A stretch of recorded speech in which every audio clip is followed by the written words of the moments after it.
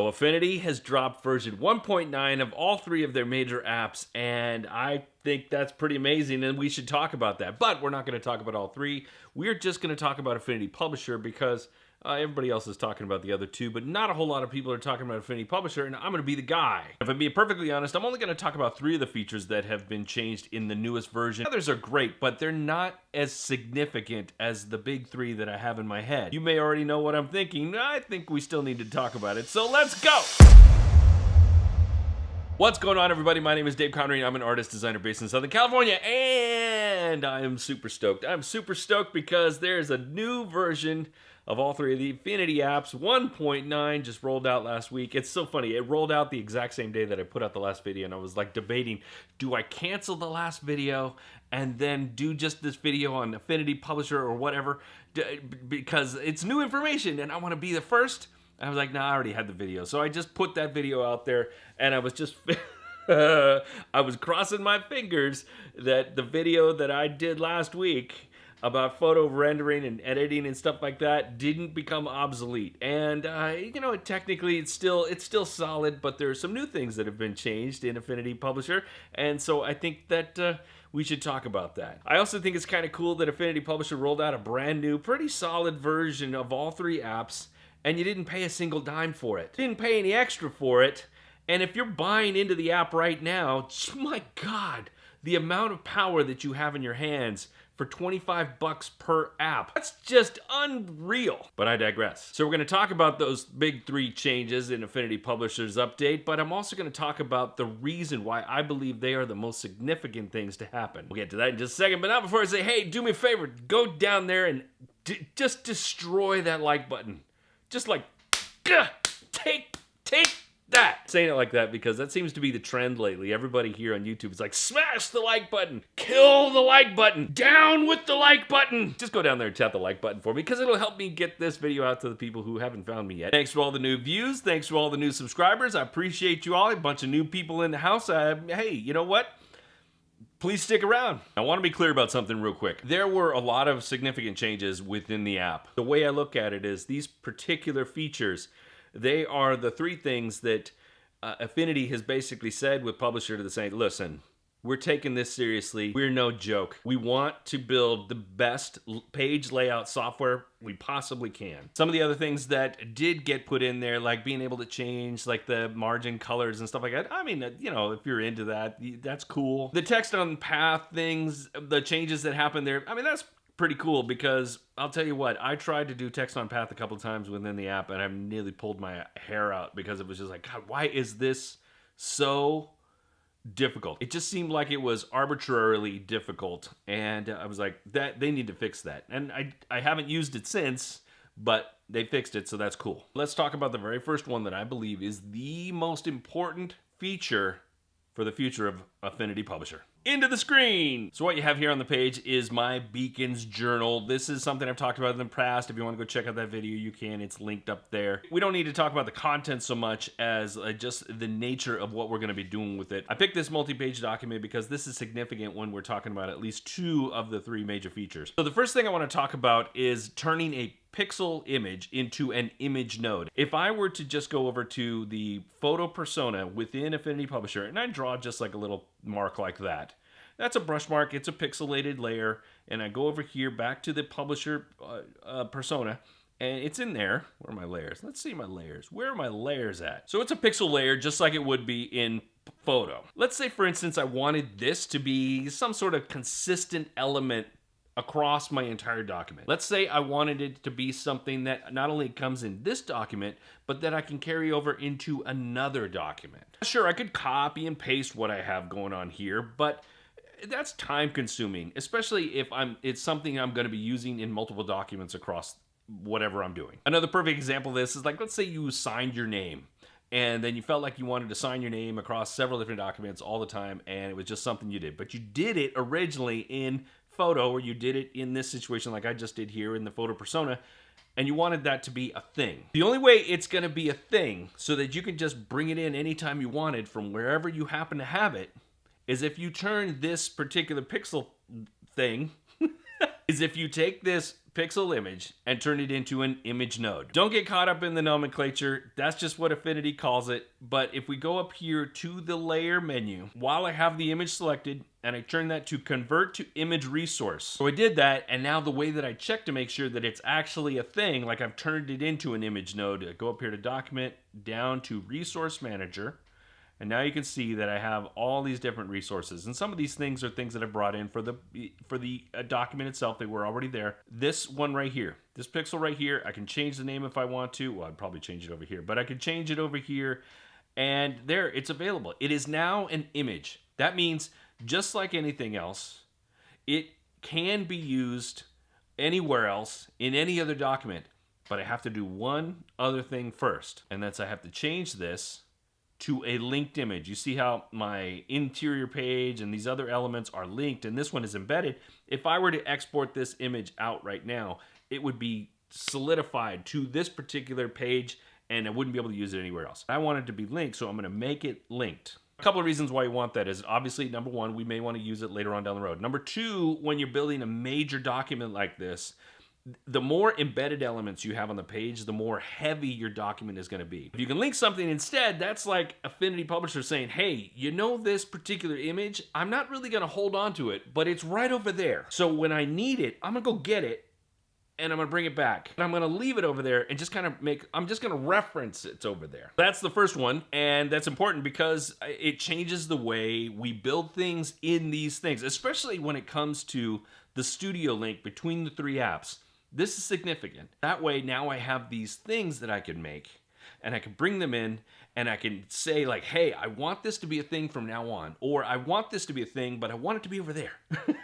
The second thing that's incredibly important for this latest update is data merge, and I don't have this document set up for data merge. Data merge is a really, truly robust, advanced level thing. If you're not familiar with data merge when it comes to page layout programs, if you can imagine building a catalog, and in that catalog, you have data that's like, say, pictures and then text specs and information throughout every single page. Let's say you're a tool company and you have 1,000 different tools that you need to reference. Or you're a clothing company and you have a lookbook that you want to share. Anytime you have multiple pieces of information that need to be consistent throughout your entire document, the best way to manage that for the future, for this document that you're building in any future document, the best way to manage all this is through a data merge. And essentially it comes down to having all of the information in, say, a CSV file, an Excel spreadsheet file, or different file types that they support, having your images in a database. And when that information is accessed through a data merge, as you can see here, there's a data merge tool right here. You put that in there, and let's say I want to just draw something in here and draw a data merge tool. If I had the information, which I don't, but if I had it and I wanted to place it in here, I could place it in there and it would duplicate. Let me just give you an example. Let's just say I just want to bring this tool in here. You can see it's duplicated throughout. Now that's not what we need this to be. I mean, I guess you could use it for that, but that's not what this is for. This is like, say, if you had a table that you wanted to drop in and it had the information that was going to be placed in there, and then you could merge the data from your document into your layout. And then as soon as you export it, all that information gets pulled from that document and referenced to the linked images. And that way you don't have to go and copy and paste and copy and paste and copy and paste and, oh, what's I got the part number wrong. I got the UPC code wrong or whatever. So you don't want to worry about that because all that information is held on a document over there. We're just going to pull that information for our purposes. I don't need it here, and I personally don't see any anticipation of ever needing that. I'm not going to be building any catalogs that big and well, hopefully ever, because I'm over that. I've done that so many times, I don't care. I've done it enough for both you and me combined. If you do want to see it in action, I will link to the original Affinity Publisher video that Affinity put out about all these new changes, and you can go, seek that out if you want. It's a pretty high level thing, but hey, maybe it's your bag. Now the third, and what I believe is the most significant thing that they've done to the program or added to the program, is the ability to collect all your files. If you're relatively new to print design and you have normally just kind of processed things through PDFs, that's a very traditional way to do it now, but When I first started in the industry, what you had to do when you were in Quark Express, when you were in InDesign, is you had to take all your files and you had to collect them together and then hand that information off to your printer. When you export as a PDF, it's good and they can be super high quality. But at the end of the day, what you're doing is you are taking a copy of your work instead of the actual work itself. Instead of the printer working on the file that you created, they are working off of a copy of the file that you created. It's not even the file that you created. It's like a Xerox copy of it that they're using. And they use it, yes. Is it the best option, especially if you're gonna do any kind of offset printing or anything like that? No. Probably much better to be able to collect the files. So how do we do that? How do I get this to my printer in that fashion? What do I need to do? It's really very simple. What we need to do is we need to go up to File, and then we need to go to Save as Package. It's going to bring together all your images. It's going to bring together all your font files. It's going to bring together the main file itself and put it in a nice, tidy package so that you can then zip that together, send that off to your print shop. You get to choose whether you want to include the fonts or not, and you get to choose if you want to include the images or not. I guess you could just be sending the Affinity Publisher file to somebody. I don't know why you would, but you could. So we're going to go ahead and collect that. And I have this folder that's called Do Not Use This because I'm not really going to use it for anything. It has been packaged. And as you can see, it has my package document, which is essentially a modified version of my Affinity Publisher document. It has all my fonts that I've used, and why it says Arial in there, I don't know. I have to fix that. Wherever that is, that shouldn't be there. And then all the images that are on my file, that's all in here. And now what I would do is I could just go and compress this, or if you have whatever zip utility, you could do that right there. And then you take that and you send it to your printer. So here's the thing. As you can see, this Beacons package is an Affinity Publisher type of document. What this means is, and this is important, is that your printer, or wherever it is that you sent this, they need to have Publisher. If they don't have Publisher, well then this really isn't gonna make any sense. Because you're gonna send it to them and they're gonna be like, what the heck is this? I can't even use this. Do you have a PDF? Oh, by the way, if you are sending a package like this to somebody, you should also make sure to have a PDF in there as well, so they have a reference. That's one thing that I think Publisher missed on this, is I would have had them also figure out a way to do like a low-res PDF in here as well, because InDesign does that. Why can't you do that as well, Publisher? If your printer doesn't have Publisher, and it's $50.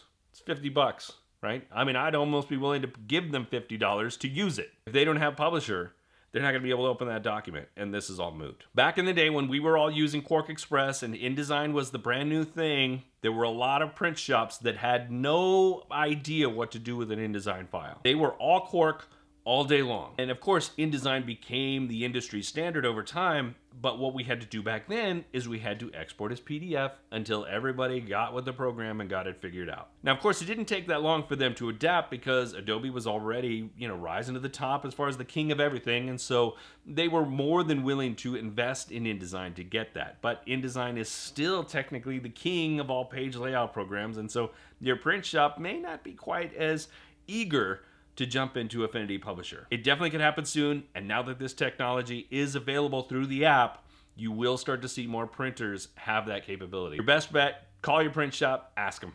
That's your best bet. The more that you know about the way that they can do business, the more likely you're gonna get good business out of them. For me, what I see out of this is that the Affinity team is looking at Publisher and saying, you know what? It is being widely accepted. It does have a chance against InDesign. We are gonna do our best to make this a legitimate print option for bigger companies. If we give the capability to the people through the app, then it's going to be more widely used. And if it does get more widely used, then it has a chance to eat away at the market share that Adobe has a stranglehold over. Affinity is now really, really dedicated to us print designers. They are looking to the big future, not just what they can do right now. They're not just trying to copy whatever Adobe does. They are definitely taking Adobe into consideration, but they're saying, listen, we're gonna do the things that we know are important to the industry, and then we're going to innovate on them. Packaging files an innovative thing? No. Page layout programs have been doing it since the beginning. Way back in Aldus PageMaker and Quark Express and InDesign, they've all had that capability for years and years and years. Significant in that Affinity says, hey, you know what? It's time for us to get this done. So thank you for doing that, Affinity. And cut. That's pretty much it. That's all I've got for this time, and I hope you appreciated it. I hope you enjoyed the information. If you have any questions about that, you make sure you can go down there and leave them in the comments below, and I will do my best to address them. And while you're headed down there, make sure you hit the like button. Smash that like button. Hammer that like button. Kill the like button. Subscribe if you haven't done so already, and then hit that bell because you never want to miss a thing. Oh, and if you feel like you've got some other designer friends who might appreciate this, send it to all your homies. One last thought. Again, thank you for all the new subs. I really appreciate you. It's growing all the time. I just checked, but where I was at, because I can't seem to not check where I was at like every 5 minutes. And in fact, at this exact moment, my subs are at 4140, which is significant. That's like almost 200 in the last 2 days.